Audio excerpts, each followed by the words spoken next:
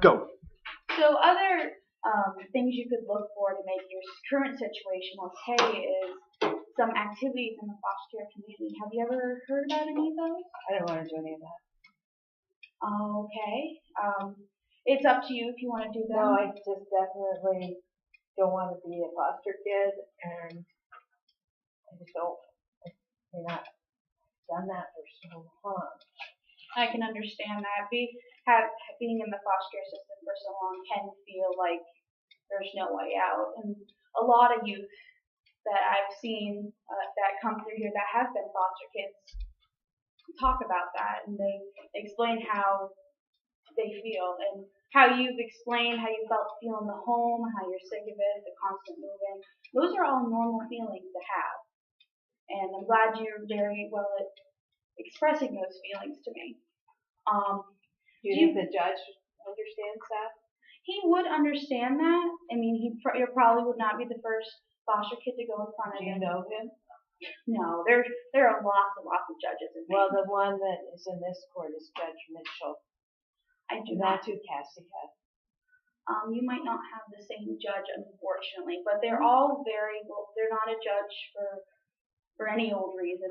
They're very understanding and they listen and they can really tell what's the right decision for someone. So I know we mentioned the permanency guardianship, and that also is an option. So for my brother to be my father. Well, it would seem like that. But that is kind of what you're saying, isn't it? It would seem like that legally, but you know in your heart what is true, of course. Would he get paid? I actually don't know information like that because I don't work for the state itself, but that is information I could probably figure out for him. It might make it easier. One thing that I know might be an issue with emancipation is the one bedroom. They want to make sure that you're in a very stable environment. They don't want to send you as an adult and then you fail. And one major failing point would be home and space. But if I had the bedroom, would that make a difference? It might, but it would probably be better if it was like a 2-bedroom. What if we had bunk beds? I mean, he is my brother. I mean, that is an option. I mean, there are people that room like that. Yeah, I mean, he is my brother.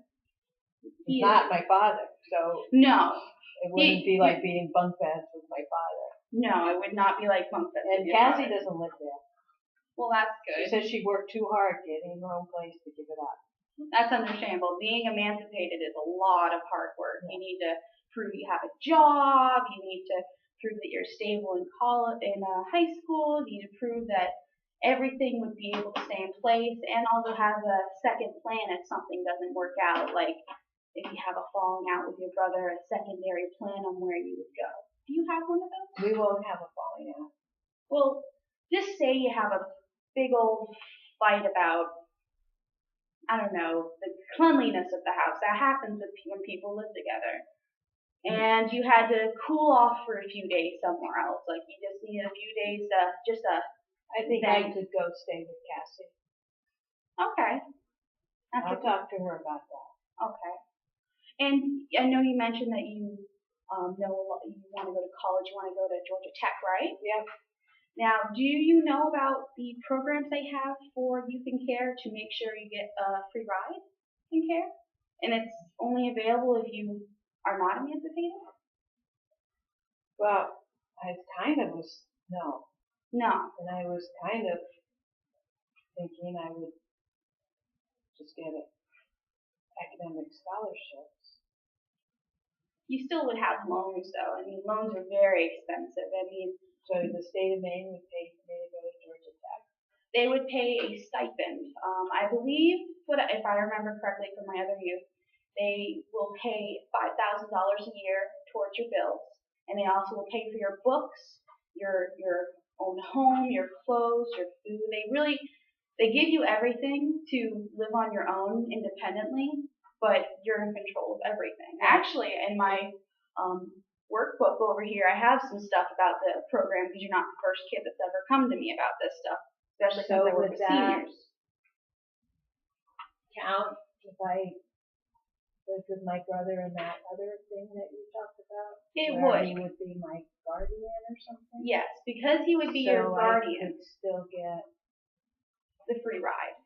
Yeah, it's called a voluntary agreement, or in short, a V9 program. It runs until you're 21 in the home setting, where they pay for your house, your rent, they pay for your food, and they give you a small stipend for clothing. And then until you're 23, they'll just pay for the college portion, like your books. I know you who have bought laptops with the money. They really make sure that you have everything you need for college, and it's totally voluntary, and you're in charge of everything. Do you want to see some of the paperwork I have on it? yeah. Alrighty. Here is a fact sheet I have on it, right here. Just goes over a few of the things that usually kicks in when you're 18. What is it? I mean, I'm not trying to be negative, but one of the things I hate about a foster kid is like everything is a number. A B9? Who else has a B9 program? I mean, other people, their parents give them allowance. That's true. And I have a B9? I mean, I'm not trying to be mean or anything. It's just one of those. Being a number can be hard. Yeah. Just one of those. I can understand that. Yeah.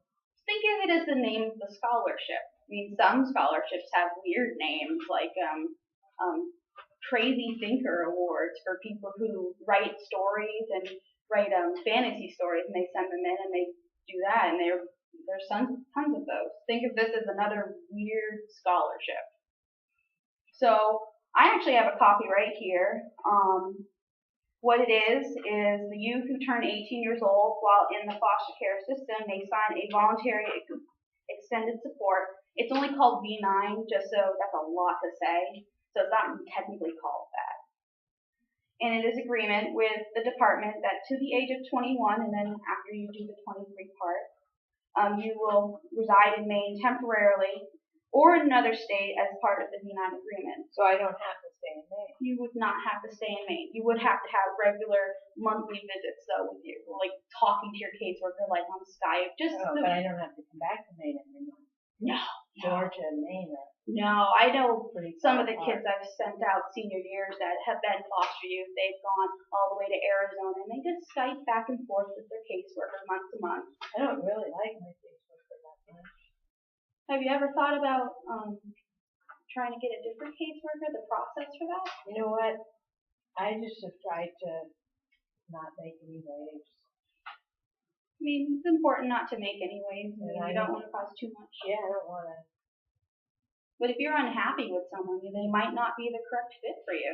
Not every caseworker is perfect for every kid. Well, maybe I just wouldn't like any of them. I'm sick of it. That's true. Well, I mean, I am a job to them. I'm not a person. I'm a job.